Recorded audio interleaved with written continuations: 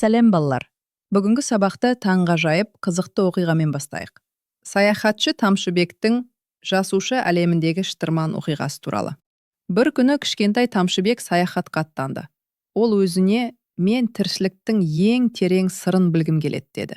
Саяхаты оны көзге көрінбейтін ғажайып әлемге әкелді. Бұл жасуша әлемі еді. Тамшыбекті қарсы алған мейірімді қабықша оған былай деді: «Қош келдің, Тамшыбек.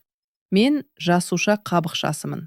Мен осы қаланы, яғни жасушаны сырттан қорғап, ішіне не кіріп, не шығатынын бақылап тұрамын», деді. Тамшыбек жасуша әлемінің ішке енгенде тұтасып тұрған жұмсақ мөлдір теңізді көрді. «Сәлем, Тамшыбек. Мен цитоплазмамен», деді ол күлімдеп. «Менің қызметім барлық бөліктерді біріктіріп, оларға қорек пен энергия жеткіземін», деді.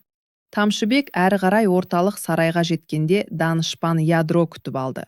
«Қош келдің, жас зерттеуші Тамшыбек. Мен осы қаланың басқарушысы боламын. Барлық маңызды бұйрықтар мен жоспарлар менің қолымда. Мен жасушаның өсуін, көбеюін және жұмысын реттеймін», деді ядро. Тамшыбек таңырқап тұрып, «Қандай ғажап! Бір ғана ұсақ жасушаның ішінде тұтас қала сияқты өмір қайнап жатыр екен ғой», деді. Саяхат соңында Тамшыбек достарына: «Әр қайсымыздың денеміз осындай миллиондаған жасушадан тұрады. Олар бізге тыныс алып, өсуге, ойнауға көмектеседі», деп әңгімелеп берді. Көрдіңдер ме балалар? Қандай керемет оқиға! Енді бүгінгі өтетін сабағымыздың тақырыбы жасуша туралы болады. Оқушылар, жасуша дегеніміз не? Жасуша тірі ағзалардың ең ұсақ құрылымдық әрі қызметтік бірлігі. Ол тіршіліктің барлық белгілерін өсу, көбею, зат алмасу, тітіркенуге жауап беру, энергия өндіру және тағда басқа қызметтер жасайды. Жасуша деген түсінікті ең алғаш Роберт Гук, ағылшын ғалымы, 1665 жылы қолданған. Ол ағаш қабығының ішкі қабатының қимасын микроскоппен қарап, оның жеке ұяшықтардан, жасушалардан тұратынын байқаған. Жануарлар ағзасында жеке мүшелер бар: жүрек, бауыр, бүйрек, асқазан.